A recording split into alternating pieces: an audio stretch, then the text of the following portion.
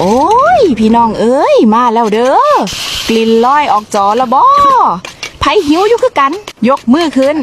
มือนี่เด้อบ่ได้ธรรมดา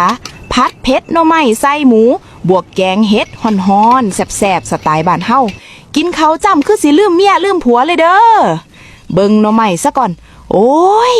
ขาวอวบคือแขนนางงามหมูลงกระทะปุ๊บเสียงสู่ๆคือเสียงเงินเข้ากระเป๋าพริกตำนี่เด้อบ่ได้ตำเล่นๆตำจนเพื่อนบ้านห้องถามว่าเป็นหยัง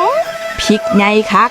ผัดไปผัดมาเหงื่อแตกแต่บ่ยอมแพ้เพราะความแสบมันรออยู่แกงเห็ดก็มาได้พี่น้องเห็ดหลายคือใจอ้ายเวลาคิดฮอดเจ้าโอ้ย